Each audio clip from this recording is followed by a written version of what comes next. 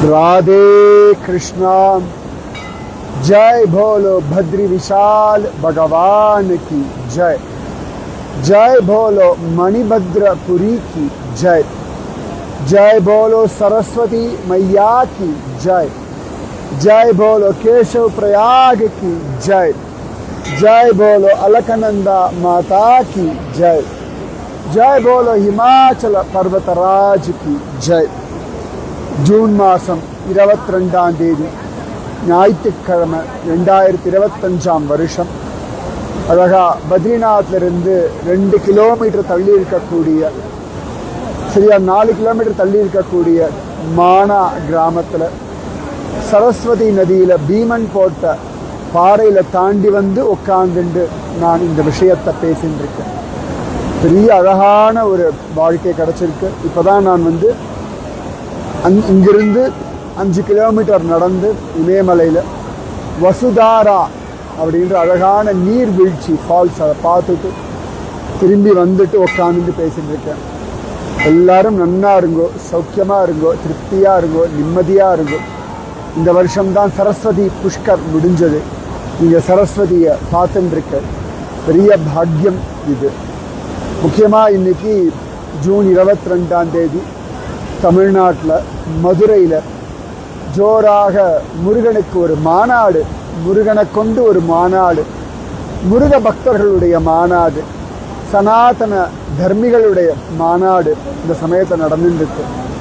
எல்லாரும் அந்த இடத்துல உட்காந்துட்டு கந்த சஷ்டி கவசம் எல்லாம் சொல்லிட்டு இருக்கா. நான் இங்கு இப்பொழுது மானா கிராமத்தில் சரஸ்வதி நதிக்கரையில் உட்காந்துட்டு 4 வாக்கியம் மட்டும் சொல்கிறேன்.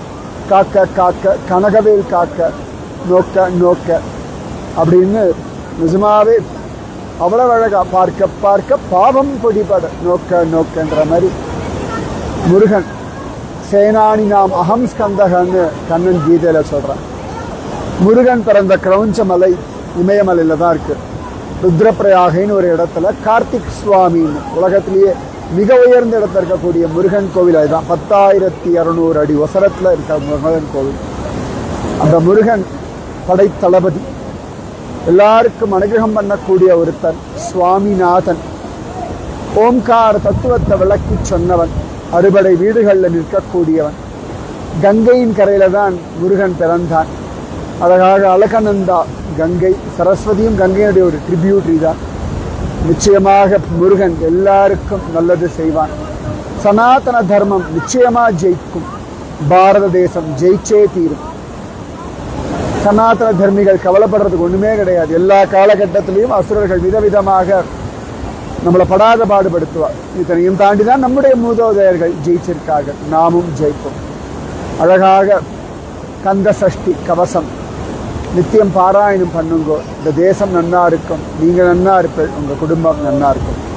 அத்தனை பேரும் பக்தியோட ஆனந்தமாக நிம்மதியாக இருக்கும். பத்ரிநாராயணுடைய அனுகிரகம் எல்லாருக்கும் கிடைக்கட்டும். இதே சரஸ்வதி நதிக்கடல் அந்த பக்கம்தான் வேதவியாசர் உட்காந்துண்டு மகாபாரதம் சொல்ல மகா கணபதி எழுதினார். நாரதர் சொன்னதை கேட்டு ஸ்ரீமத் பாகவதத்தை வேதவியாசர் எழுதினார். இதோ மேலிருந்து அப்படி ஆசீர்வாதமாக ஜலம் அப்படி தெளிக்கிறது. எல்லாரும் நன்னா இருங்கோ, சௌக்கியமாக ஜோரா ஜம்முன்னு இருங்கோ, ஆனந்தமாக இருக்கும். வெற்றிவேல் முருகனுக்கு அரோகரா, ஞானவேல் முருகனுக்கு அரோகரா. பார்க்க பார்க்க பாவம் பிடிபட, பில்லி சூனியம் பெரும்பகை அகல. நிச்சயமாக நன்னா இருக்கும். ராதே கிருஷ்ண.